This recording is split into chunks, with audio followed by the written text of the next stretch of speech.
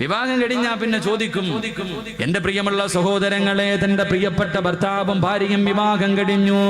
ചെറുപ്പക്കാരൻ ചിരിക്കുന്ന മുഖത്തോടെ റബ്ബേ, കടയിലേക്ക് വെളിയിലേക്ക് പോയതാണ്, മാറ്റുപുഴയിലോ ചെറുവട്ടൂരോ പെരുമ്പാവൂരോ എവിടെയോ തനിക്ക് അധ്വാനിക്കാൻ ജോലിക്ക് വേണ്ടി കടന്നുപോയി. പെട്ടെന്ന് ഫോണിൽ ഒരു കോള് വരികയാ. ഭാര്യ വിളിച്ചിട്ട് പറയുന്നു, ഇക്കാ എത്രയും പെട്ടെന്ന് വീട്ടിലേക്ക് വരട്, എത്രയും പെട്ടെന്ന് വീട്ടിലേക്ക് വരട്. ഭർത്താവ് ചോദിച്ചു, എന്ത് പെണ്ണ്? ഒന്നും പറയുന്നില്ല, നിങ്ങളെ എനിക്ക് കാണണം, പെട്ടെന്ന് വീട്ടിലേക്ക് വരണം. അല്ലാഹുവേ, ബൈക്കെടുത്തിട്ട് ഓടുകയാണ്. ബൈക്കെടുത്തിട്ട് പെട്ടെന്ന് ചെറുവട്ടൂരിൽ നിന്ന് പെരുമ്പാവൂരിൽ നിന്ന് മൂവാറ്റുപുഴയിൽ നിന്ന് വീട്ടിലെന്തോ അത്യാഗതം സംഭവിച്ചതുപോലെ പെട്ടെന്ന് ഭർത്താവ് വീട്ടിലേക്ക് കടന്നു വരുമ്പോ ചിരിക്കുന്ന മുഖത്തോടെ ഭാര്യ വീടിന്റെ കവാടത്തിൽ നിൽക്കുന്നുണ്ട്. ഭർത്താവ് ചോദിച്ചു, എന്തിനാ വിളിച്ചത്? എന്തിനാ പെണ്ണെ വിളിച്ചത്? അവള് ചിരിക്കുന്നുണ്ട്, നാണം കുടുങ്ങി നിൽക്കുന്നുണ്ട്, ഒന്നും മിണ്ടുന്നില്ല. അവസാനം പുതുമണവാട്ടി പറയും ഉമ്മയോട് ചോദിക്കാറ്. ചെറുപ്പക്കാരൻ അടുക്കളയിൽ ചെന്നിട്ട്, ഉമ്മ എന്റെ ഉമ്മ ഫോൺ വിളിച്ചത്? ആ സമയത്ത് ഉമ്മ പറയുന്നു, മോനെ അവൾക്ക് വിശേഷമുണ്ടടാ, നിന്റെ ഭാര്യ ഗർഭിണിയാ. ഈ ഒരു മറുപടി നമ്മൾ എത്രയോ പേര് കേട്ടവരാ. ഈ ഒരു മറുപടി നമ്മൾ എത്ര പേരോ കേട്ടവരാ. അള്ളാന്റെ റസൂല് പറയുന്നു, ഭാര്യ ഗർഭിണിയാണെന്നറിയുമ്പോ എന്ത് ചെയ്യണമെന്നറിയുവോ? എന്ത് ചെയ്യണമെന്നറിയുവോ? ഭർത്താവിനോട് ഭാര്യ പറയുന്നു, ഞാൻ ഗർഭിണിയാണെന്ന്. ആ സമയത്ത് എന്തേ ചെയ്യേണ്ടതെന്ന് നബി മുഹമ്മദ് മുസ്തഫ. ഇന്നത്തെ കാലഘട്ടത്തിൽ കല്യാണം കഴിഞ്ഞ ഒരു ചെറുപ്പക്കാരൻ ഭാര്യ ഗർഭിണിയാണെന്ന് പറഞ്ഞ ഓൻ ആദ്യം ചെയ്യുന്നത് ഇതിങ്ങോട്ട് എടുക്കും, മൊബൈൽ എടുത്തിട്ട് വാട്സപ്പ് എടുത്തിട്ട് അളിയ വൈകിട്ട് കാണണം, ചെലവുണ്ട്, ലോട്ടറി അടിച്ചു. അവസ്ഥ മൊബൈൽ എടുത്തിട്ട് അറിയുന്നവർക്ക് എല്ലാവർക്കും താന്റെ ഭാര്യ ഗർഭിണിയായി, ഞാൻ വാപ്പയാകാൻ പോകുന്ന വിശേഷം, സന്തോഷം. എങ്കിൽ എന്റെ പ്രിയമുള്ള സഹോദരങ്ങളെ, ഭാര്യ ഗർഭിണിയാകുമ്പോ എന്ത് ചെയ്യണമെന്നറിയുമോ? മഹാനായ നബി മുഹമ്മദ് മുസ്തഫ. നബി മുഹമ്മദ് മുസ്തഫ സല്ലല്ലാഹു അലൈഹി വസല്ലമ തങ്ങൾ പറയുകയാണ്, മഹദിയായ ഹന്നത്തു ബീബി റളിയല്ലാഹു തആല അൻഹാ റബ്ബിനോട് ദുആ ചെയ്തു നല്ല ഒരു സന്താനത്തിനെ കിട്ടാ. അവസാനം ഗർഭിണിയായി. അതാ ഗർഭിണിയായെന്ന് മനസ്സിലാകുമ്പോ ഹന്നത്തു ബീബി റളിയല്ലാഹു തആല അൻഹ തന്റെ വയറ്റിൽ കൈവച്ചിട്ട് റബ്ബിനോട് പറഞ്ഞു, റബ്ബി ഇന്നി നദർതു ലക മാ ഫീ ബത്നി മുഹററാ. ഗർഭിണിയാണെന്നറിഞ്ഞപ്പോ ഹന്നത്തു ബീബി അല്ലാഹുവോട് പറഞ്ഞു, അല്ലാ, എന്റെ വയറ്റിൽ കിടക്കുന്ന കുഞ്ഞിന് ഞാൻ പള്ളിക്ക് നേർച്ച ചെയ്തിരിക്കുന്നു റബ്ബേ. എന്റെ പ്രിയമുള്ള പെങ്ങളെ, ഖുർആനിൽ ഒരു സൂറത്തിന്റെ പേരെന്തെന്നറിയുമോ? ഒരു സൂറത്തിന്റെ പേര് തന്നെ മറിയമെന്നാ. അല്ലാഹു പറഞ്ഞു, മറിയമിനെ കണ്ടുപഠിക്കണം. എന്റെ പ്രിയപ്പെട്ട ലോകത്തുള്ള സർവ്വ മുസ്ലിമീ പെണ്ണുങ്ങളോട് അള്ളാന്റെ ഖുർആൻ പറഞ്ഞു, രണ്ട് പെണ്ണുങ്ങളെ നീ റോൾ മോഡാക്കണം. സീരിയൽ നടിമാരെയല്ല, സിനിമാ നായികമാരെയല്ല, നീ ജീവിതത്തിൽ കണ്ടുപഠിക്കേണ്ടത് രണ്ട് പെണ്ണുങ്ങളെയാ. രണ്ട് പാവപ്പെട്ട പെൺകുട്ടികളെ നീ കണ്ടുപഠിക്കണം. രണ്ട് പെണ്ണുങ്ങളെ പോലെ നീ ആകാൻ പാടില്ല. ഒന്നാമത്തെ പെണ്ണ് മഹദി ആസിയ, ഫിർഔനിന്റെ ഭാര്യയായ ആസിയ ബീവി മരിക്കുന്ന സമയത്ത് ബൈത്തും ഫിൽ ജന്ന, എനിക്ക് സ്വർഗത്തിൽ ഒരു കൊട്ടാരം തരണേ അല്ലോ എന്ന് ചോദിച്ചിട്ട് പോയ ആസിയ, നാളെ സ്വർഗത്തിൽ അല്ലാഹുവിന്റെ റസൂല് വിവാഹം കഴിക്കുന്ന ആസിയ. രണ്ട് മഹദിയായ മറിയം ബീബി റളിയല്ലാഹു തആല അൻഹ, ഈസാ നബിയുടെ പറ്റുമ്മ മറിയം ബീബി റളിയല്ലാഹു തആല അൻഹ ദുആ ചെയ്തിട്ട് വാങ്ങിയ മോളാ മോള്. അല്ലാഹുവേ, ഉമ്മ ദുആ ചെയ്തിട്ട് നേടിയെടുത്ത പൊന്നുമോള. അതുകൊണ്ട് ചെറുപ്പക്കാരാ, നിന്റെ ഭാര്യ ഗർഭിണിയാണെന്നറിഞ്ഞ നീ പറയേണ്ടത് എന്തെന്നറിയുമോ? വലമ്മാ അസ്കർത ദഅവല്ലാഹ റബ്ബഹുമാ ലഇൻ അതൈതനാ സ്വാലിഹാ വനകൂന മിനസ്സാകിരീൻ. ഭാര്യയുടെ വയറ്റിൽ കൈവച്ചിട്ട്, ഭർത്താവ് ഗൾഫിലാണെങ്കിൽ പെണ്ണ് നീ നിന്റെ വയറ്റിൽ കൈവച്ചിട്ട് അല്ലാഹുവോട് പറയണമല്ലാ, ഇതിനെ ദുനിയാവിലും ആഖിറത്തിലും ഉപകരിക്കുന്നതാക്കി തരണേ അല്ലാ. ഇതിനെ സാലിഹാക്കണേ അല്ലാ, ഇതിനെ സാലിഹാക്കണേ അല്ലാ, ഇതിനെ ഹാഫിളാക്കണേ അല്ലാ, ഇതിനെ ആലിമാക്കണേ അല്ലാ, ഇതിനെ ആബിദാക്കണേ അല്ലാ. എന്നിട്ട് പറയണം വനകൂന മിനസ് സാകിരീൻ. ഇതിനെ സ്വാലിഹാക്കി തന്ന ഞാൻ നിന്നോട് നന്ദിയുള്ള അടിമയാകുമല്ലോ. അതുകൊണ്ട് ഭാര്യ ഗർഭിണിയാകുമ്പോ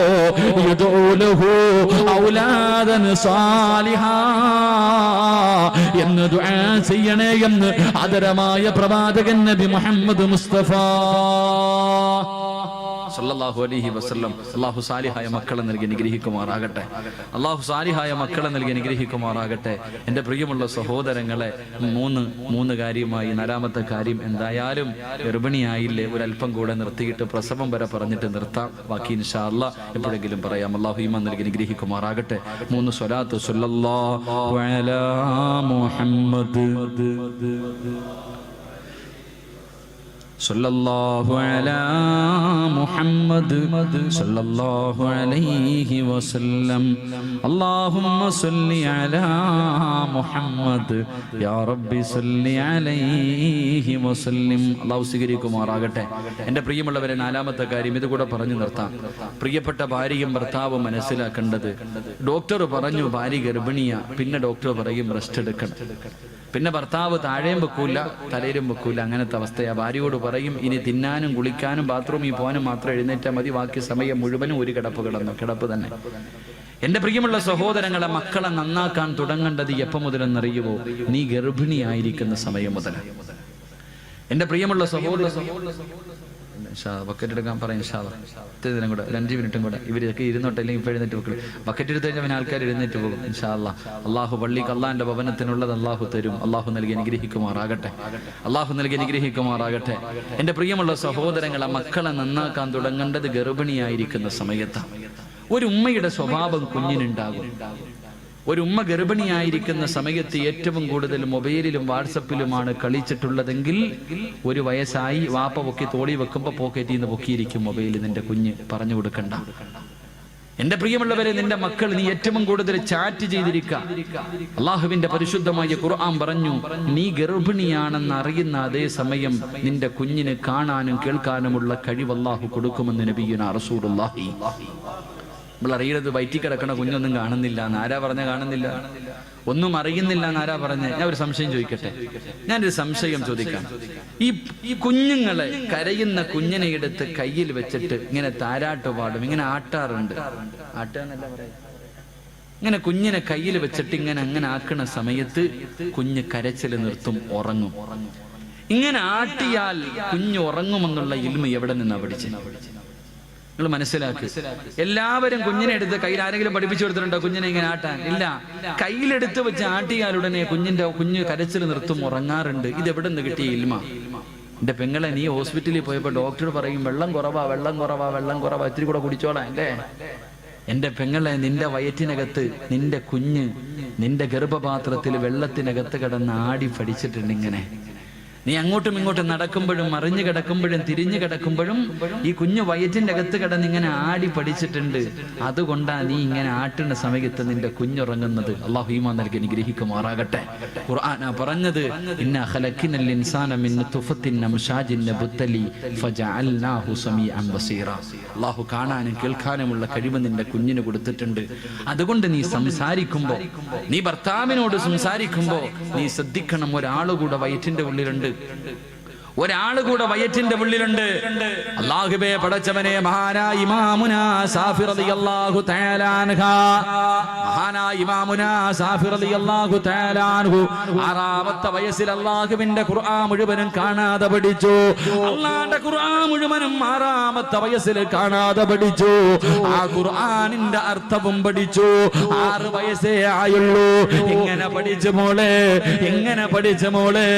നീ ഗർഭിണിയായിരുന്ന സമയത്ത് എത്ര ഖത്തം ഓതിയിട്ടുണ്ട്? അല്ലാഹുവിന്റെ ഖുർആൻ നീ ഒന്ന് കൈകൊണ്ടെങ്കിലും തൊട്ടു നോക്കിയിട്ടുണ്ടോ?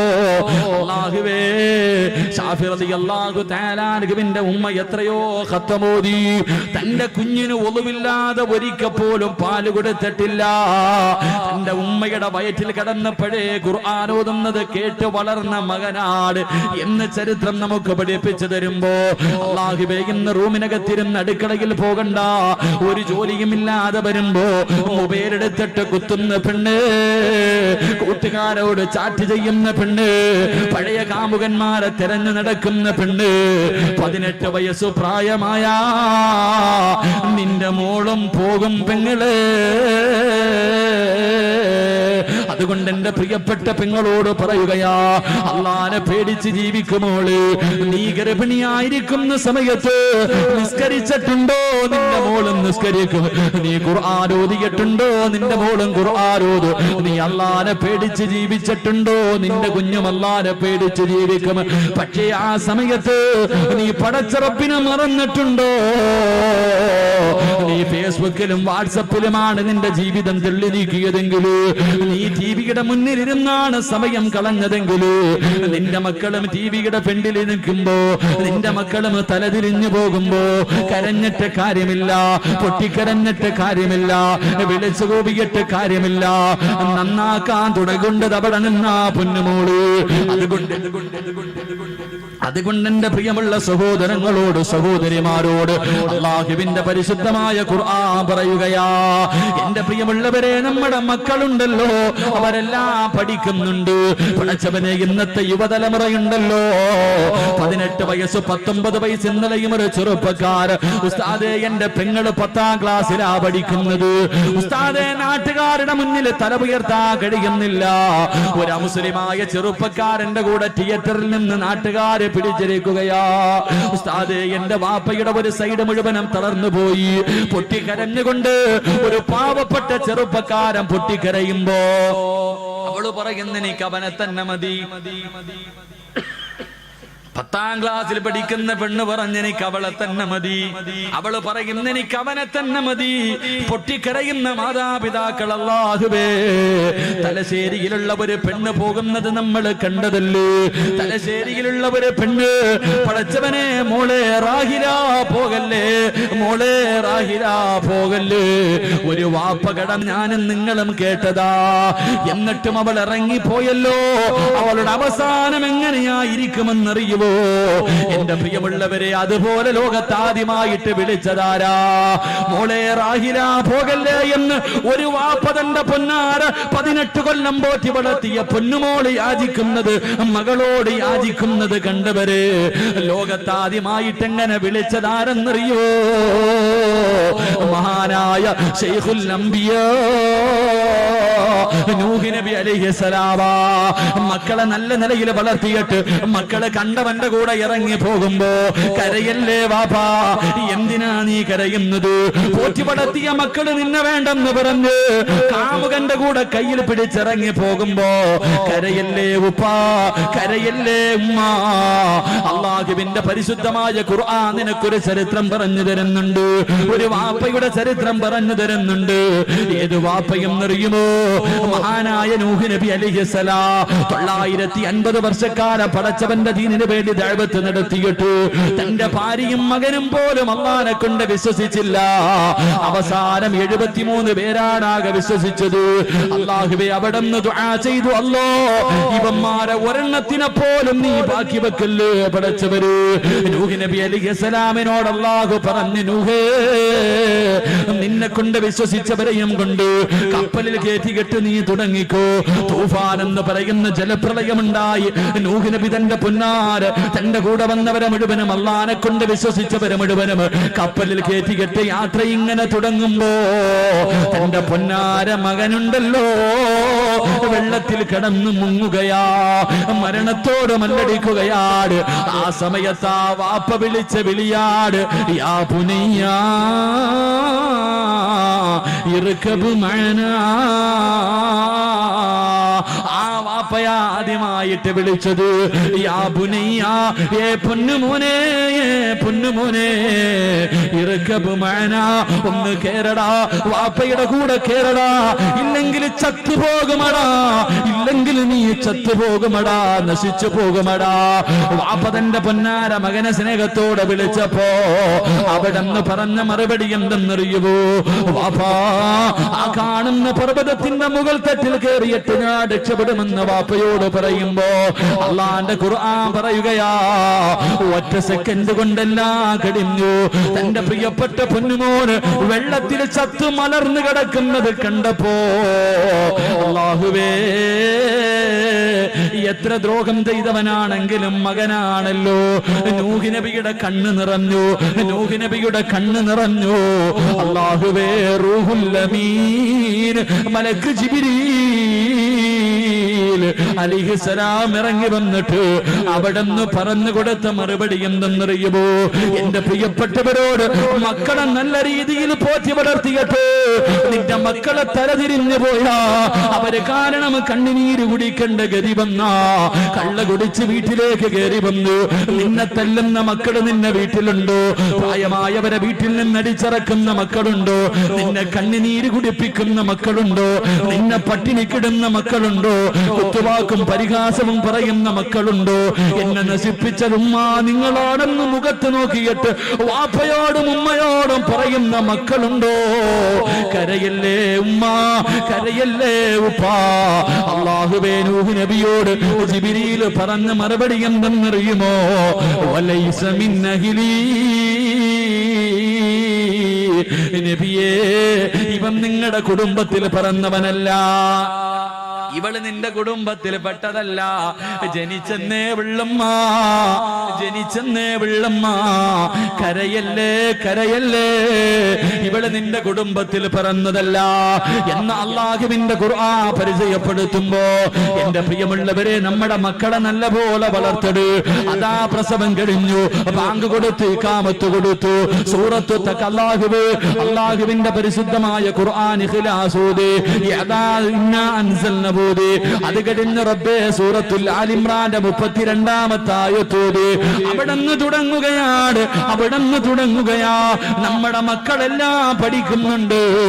പിഞ്ചു കുഞ്ഞുങ്ങൾക്കൊന്നും മനസ്സിലാകുന്നില്ലെന്ന് നീ വിചാരിക്കല്ലേ. നമ്മുടെ മക്കൾക്കെല്ലാം മനസ്സിലാകുന്നുണ്ട്. ഒരു ചരിത്രം പറഞ്ഞു തരാ, നമ്മുടെ മക്കൾക്ക് എല്ലാം മനസ്സിലാകുന്നുണ്ട്. കൊച്ചിലെ ശീലം ചുടല വരെയാണെന്ന് ചുമ്മാ അതല്ല പറയുന്നത്. എന്റെ പ്രിയമുള്ളവരെ,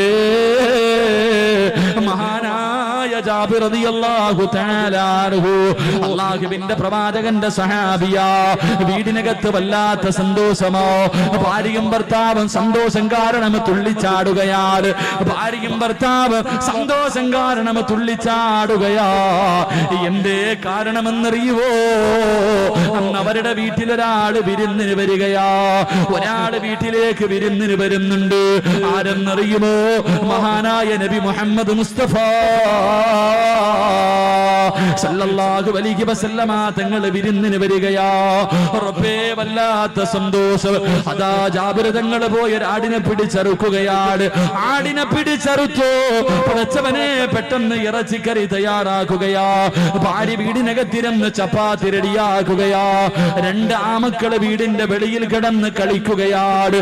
റബ്ബേ, ഭാര്യയും ഭർത്താവും അടുക്കളയിൽ ഭക്ഷണം തയ്യാറാക്കിക്കൊണ്ടിരിക്കുമ്പോ വീടിന്റെ വെളിയിൽ നിന്ന് കളിക്കുന്ന 2 പിഞ്ചു കുഞ്ഞുങ്ങളുണ്ടല്ലോ. ജ്യേഷ്ഠൻ അനുജനോട് ചോദിച്ചു, മോനെ, വാപ്പാടിനെ അറുത്തത് എങ്ങനെയാണെന്ന് എന്റെ പൊന്നുമോൻ കണ്ടോ? അനുജൻ പറഞ്ഞു, ഇല്ല ഇക്കാ, ഞാൻ കണ്ടില്ല. മോനെ, വാപ്പാടിനെ അറുത്തത് എങ്ങനെയാണെന്ന് നിനക്ക് കാണണോ? കാണാൻ ആഗ്രഹമുണ്ടെന്ന് പറയുമ്പോ പടച്ചുറപ്പേ, വാപ്പാടിനെ അറുത്തിട്ട് വെച്ച കത്തി എടുത്തുകൊണ്ട് വരികയാ. ഒരു കയറും എടുത്തുകൊണ്ട് വന്നു. അനുജന്റെ കൈകാലുകൾ കെട്ടി.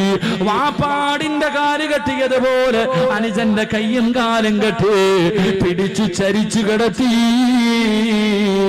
വാപ്പാടിന്റെ കഴുത്തിൽ കത്തി വെച്ചതുപോലെ സുബ്ഹാനല്ലാഹ്,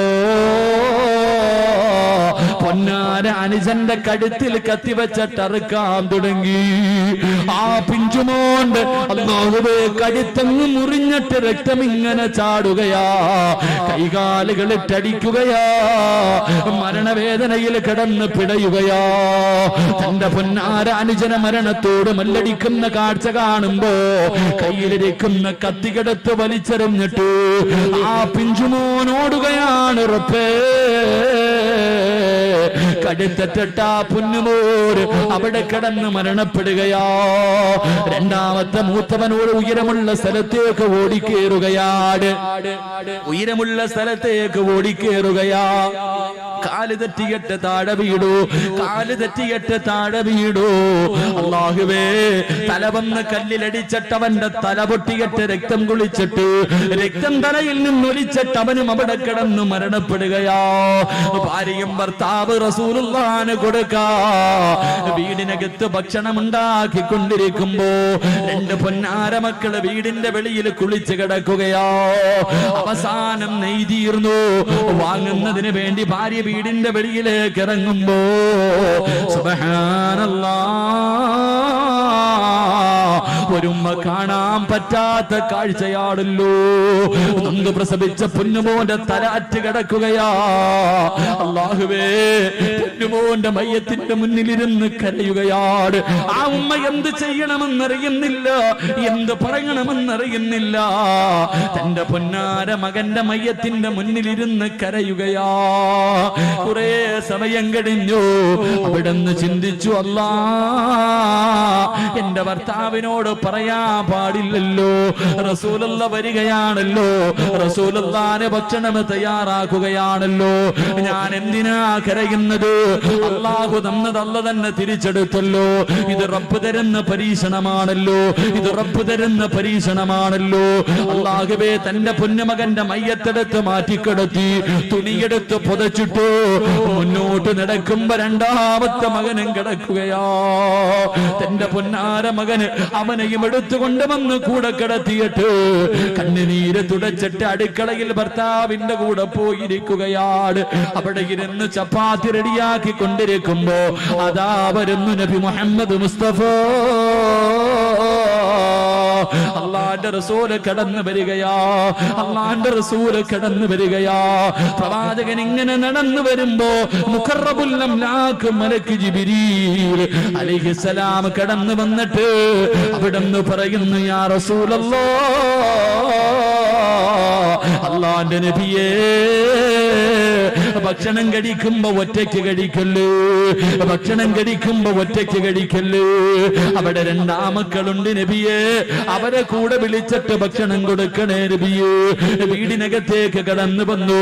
ജാബിറുതങ്ങളെ എല്ലാവരെയും സ്വീകരിച്ചു, ഭക്ഷണം എടുത്തു വെച്ചു. കഴിക്കാ സമയമായപ്പോ റസൂലുള്ള വിളിക്കുന്നു, ജാബിറേ, ആ മക്കളുണ്ടല്ലോ, വിളിക്ക് ജാബിറേ. അല്ലാഹുവിന്റെ റസൂല് പറഞ്ഞു തീരേണ്ട താമസം ജാബിറുതങ്ങൾ ഒന്നും അറിഞ്ഞിട്ടില്ല. ഭാര്യയോട് പറഞ്ഞു, പെണ്ണ്, മക്കളെ റസൂലുള്ള വിളിക്കുന്നു, വിളിച്ചു കൊണ്ടുവാ. ആ പെണ്ണ് പറഞ്ഞില്ല, ഭക്ഷണം കഴിക്കാൻ പറ. രണ്ടാമതും വിളിച്ചു, മൂന്നാമതും വിളിച്ചു. അവസാനം ഭാര്യ മറുപടി പറഞ്ഞപ്പോ ജാബിറുതങ്ങൾക്ക് വല്ലാത്ത ദേഷ്യം തോന്നി. പടച്ചുറപ്പ്, ഭാര്യ ഭർത്താവിന്റെ കയ്യിൽ പിടിച്ച് വീടിന്റെ വെളിയിലേക്ക് കൊണ്ടുവന്നിട്ട് പുതച്ചിട്ടിരിക്കുന്ന തുണിയങ്ങ് മാറ്റേണ്ട താമസമുണ്ടല്ലോ. ജാബിറുതങ്ങളുടെ ഹൃദയം പൊട്ടുകയാ. രണ്ട് മക്കള് രക്തത്തിൽ കുളിച്ച് മരിച്ചു കിടക്കുന്ന കാഴ്ചയാ. തന്റെ പൊന്നാര മക്കളുടെ മയ്യത്തിന്റെ മുന്നിൽ ഇരുന്നിട്ട് കരയുകയാണ്. അല്ലാഹുവേ, എന്ത് ചെയ്യണമെന്നറിയുന്നില്ല, എന്ത് ചെയ്യണമെന്നറിയുന്നില്ല. അതിന്റെ മുന്നിൽ ഇരുന്ന് കരയുമ്പോ അല്ലാഹുവേ, ദീനുള്ള ഈമാനുള്ള ആ പെണ്ണ് ഭർത്താവിന്റെ തലയിൽ കൈവച്ചിട്ട് ചോദിക്കുന്നു, ജാബിറേ, കരയുകയാണോ? തന്റെ പ്രിയപ്പെട്ട ഭർത്താവ് നൊന്തുപറ്റ മക്കളുടെ മയ്യത്തിന്റെ മുന്നിലിരുന്ന് കരയുമ്പോ ആ ദീനുള്ള പെണ്ണ് ചോദിച്ച മറുപടി എന്തെന്നറിയുവോ? കരയുകയാണോ ജാബിറേ? അല്ലാഹു തന്ന ഒരു പരീക്ഷണമാണല്ലോ, അല്ലാഹു തന്ന ഒരു പരീക്ഷണമാണല്ലോ. ഒരു മനുഷ്യൻ ജീവിച്ചിരിക്കുമ്പോ സ്വന്തം മക്കളുടെ മയ്യത്ത് കാണാൻ കഴിയില്ലല്ലോ. എന്റെ പ്രിയമുള്ള സഹോദര, സഹോദരാ,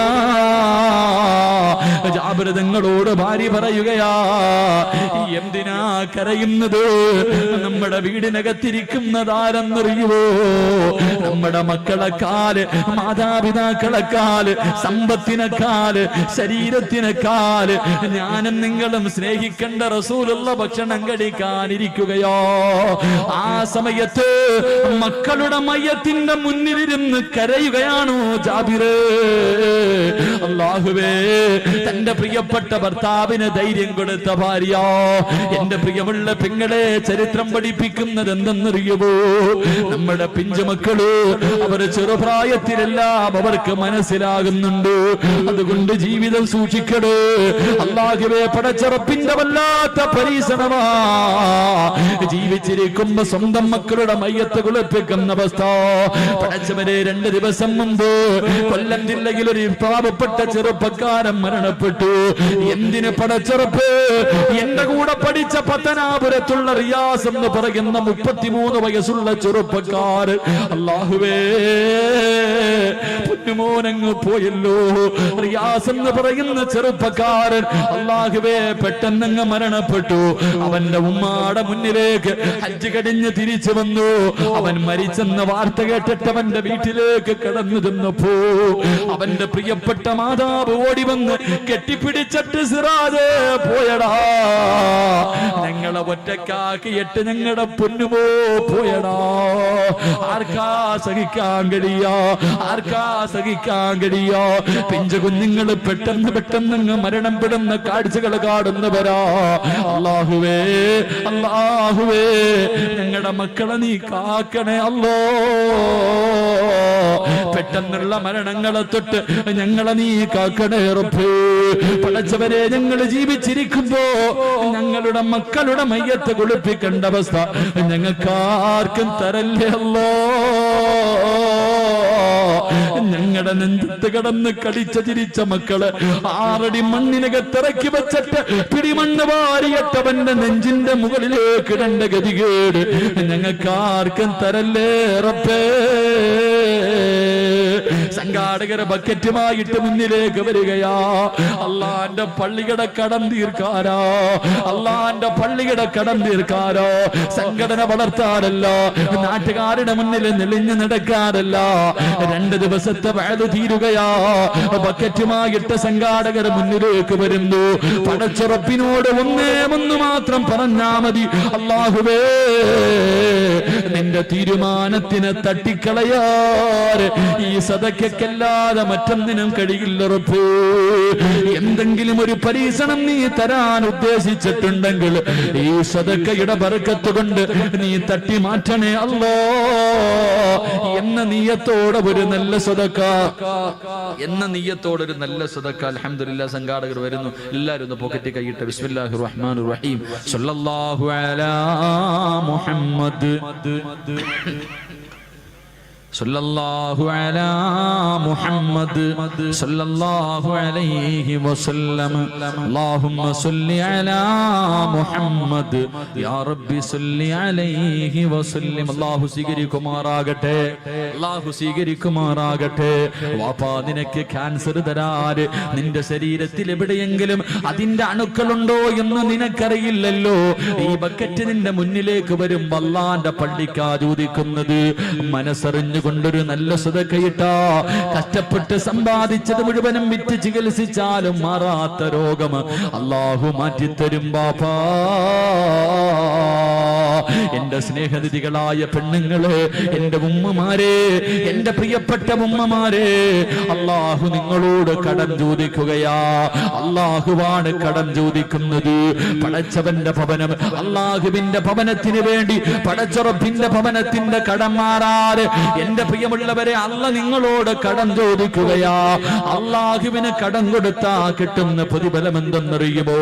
അല്ലാഹുവിന്റെ സ്വർഗമാണ് അല്ലാഹു തരാമെന്ന് പറയുന്നത്. അള്ളാഹുവിന്റെ സ്വർഗമാണ് അള്ളാഹു തരാമെന്ന് പറയുന്നത്. പടച്ചറപ്പിന് കടം കൊടുക്കാ മനസ്സുള്ള പെണ്ണ്, പടച്ചറപ്പിന് കടം കൊടുക്കാ മനസ്സുള്ള ചെറുപ്പക്കാരാ, അള്ളാഹുവാ പറഞ്ഞത് നിനക്ക് സ്വർഗം തരാമെന്ന്. മരിക്കുന്ന സമയത്ത് നിനക്കത് കണ്ട് മരിക്കാനുള്ള ഭാഗ്യവാ. ഖബറിനകത്ത് കാലിന്റെ ഭാഗത്ത് സ്വർഗം കണ്ടുകൊണ്ട് കിടക്കാനുള്ള ഭാഗ്യവാ. നാളെ ഖബറിനകത്ത് നിന്നെഴുന്നേറ്റ് ആ സ്വർഗത്തിലേക്ക് പച്ചപ്പറവയെപ്പോലെ പറന്നു പോകാനുള്ള ഭാഗ്യമാ. ഹിസാബില്ലാതെ സ്വർഗത്തിൽ കിടക്കാനുള്ള ഭാഗ്യമാ. അല്ലാഹുവേ, ഈമാനോടുകൂടിയുള്ള മരണമാണ്, ഈമാനോടുകൂടിയുള്ള മരണമാണ്. പടച്ചറപ്പേ, റസൂലുള്ളാഹി പറയുകയാ, ഫവകാഹുമുല്ലാഹു ശർറദാലികൽ യൗം വലകാഹു നദറതൻ വസുറൂറാ. അല്ലാഹുവിനെ കാണാനുള്ള യോഗമാണ്. നിന്നെ പടച്ച നിനക്ക് സമ്പത്ത് തന്ന, ആരോഗ്യം തന്ന, മക്കളെ തന്ന, വീട് തന്ന, പണം തന്ന, സർവ്വതും നിനക്ക് വാരിക്കോരി തന്ന നിന്നെ പടച്ച റബ്ബിനാണ് കാണാനുള്ള ഒരവസരമാണ്. അതുകൊണ്ട് പടച്ച റബ്ബിന്റെ പള്ളിയുടെ കടം വീട്ടാൻ കഴിയുമോ? അല്ലാഹുവിന് കടം കൊടുക്കാൻ, അല്ലാഹുവിന് കടം കൊടുക്കാൻ മനസ്സുള്ളവരുണ്ടോ? അല്ലാഹു സ്വർഗം തരാമെന്ന് അല്ലാഹു തന്നെ പറയുമ്പോ എന്റെ പ്രിയമുള്ളവര്, ഒരു ചെറിയ സദക്ക ചോദിച്ചിട്ട് ദുആ ചെയ്ത് പിരിയുകയാ. ഹാഫിളീങ്ങളുള്ള സദസാ, ഹജ്ജ് ചെയ്തവരുള്ള സദസാ, ആലിമീങ്ങളുള്ള സദസാ, ഒരു വഖ്ത് പോലും കളയാക്കാത്തവരുള്ള സദസാ, തഹജ്ജുദ് നിസ്കരിക്കുന്നവരുള്ള സദസാ, സദക്ക കൊടുക്കുന്ന മജ്ലിസാ. അല്ലാഹുവേ, പടച്ച റബ്ബിന്റെ പള്ളിക്ക് വേണ്ടിയാണ്. എന്റെ പ്രിയമുള്ളവരോട് ഒരു ചെറിയ സദക്ക ചോദിക്കുകയാണ്, ഒരു ചെറിയ സദക്ക ഞാൻ ചോദിക്കുകയാ. എനിക്ക് വേണ്ട, അള്ളാന് കടം കൊടുക്ക. അള്ളാന് കടം കൊടുക്കുന്നവൻ അള്ളാഹു സ്വർഗം തരുമെന്ന് വിശുദ്ധ ഖുർആൻ. അള്ളാഹു ഈമാൻ നൽകി അനുഗ്രഹിക്കുമാറാകട്ടെ. നിങ്ങൾ പേടിക്കണ്ട, നിങ്ങളെ ഈ പള്ളി സ്വർഗത്തിൽ കൊണ്ടുപോകുമെന്ന് നബി മുഹമ്മദ് മുസ്തഫ. നബി മുഹമ്മദ് മുസ്തഫ പോരാ, നബി മുഹമ്മദ് മുസ്തഫ. ഈ പള്ളി സ്വർഗത്തിൽ കൊണ്ടുപോകുന്ന വിഭാഗമാരാ? എന്റെ പ്രിയമുള്ള സഹോദരങ്ങളെ, നിങ്ങളെ കഴിയുന്നത് ഒരു 6666 രൂപ. എന്റെ ഒരു ആഗ്രഹമാണ്. അൽഹംദുലില്ലാ, മരണപ്പെട്ടു പോയ മാതാപിതാക്കൾക്കും സഹോദരിക്കും വേണ്ടി ദുആ ചെയ്യാൻ ഒരു കുടുംബത്തിലെ മക്കളെല്ലാവരും കൂടെ ചേർന്നു 12,000 രൂപ. കുലൂത്ത് കുബീർ പോരാ, കുലൂത്ത് കുബീർ. റഹീമായ ദയാലുവായ അല്ലാഹ്, മരണപ്പെട്ടു പോയ മാതാപിതാക്കൾ അവരും മറക്കുന്നില്ല പടച്ചവര്. അല്ലാഹുവേ, മരിച്ചപ്പോഴെല്ലാം അവരുടെ കയ്യിൽ വെച്ചിട്ട് അവര് രണ്ടുപേരും പോയി നമ്പുരാര്.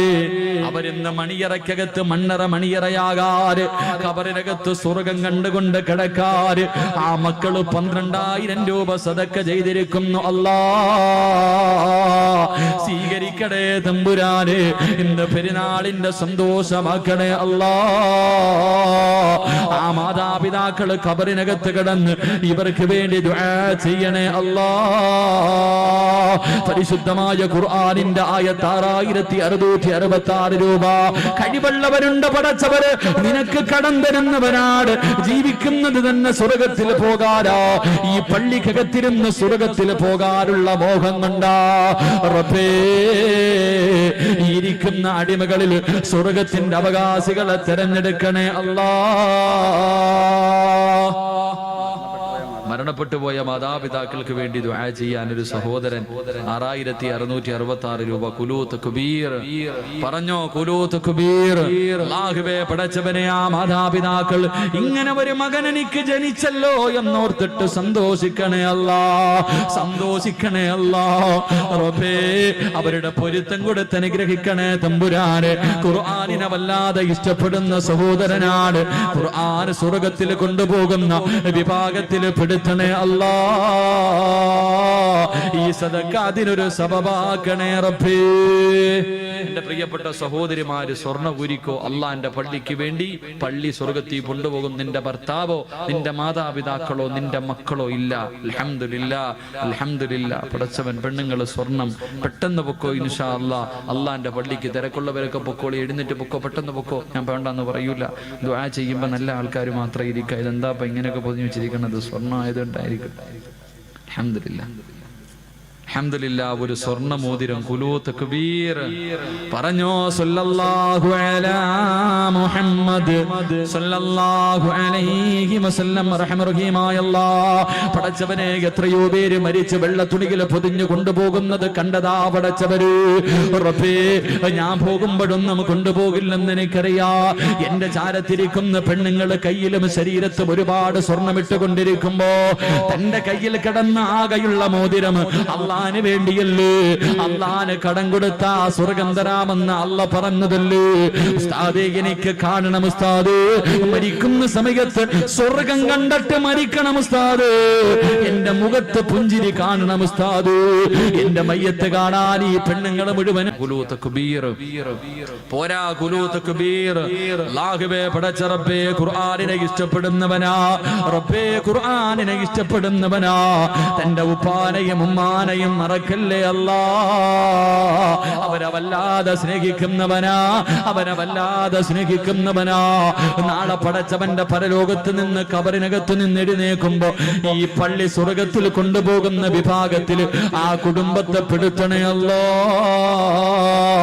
ഇരിക്കുന്ന പെണ്ണുങ്ങളിൽ ആരെയെങ്കിലും നീ തിരഞ്ഞെടുക്കണേ അല്ലാ. ശരീരത്തിൽ കിടക്കുന്ന സ്വർണ്ണമൂരണമെങ്കിൽ നീ ഇഷ്ടപ്പെട്ടവർക്കല്ലാതെ കഴിയില്ല തമ്പുരാന്. ആറടി മണ്ണിൽ പോകേണ്ടവരാണെന്നുള്ള ചിന്ത കൊടുക്കണേ തമ്പുരാന്. സദക്ക നൽകാനുള്ള മനസ്സ് നൽകണേ അല്ലാ. ഈ മജ്ലിസ് നീ സ്വീകരിക്കണേ തമ്പുരാനെ.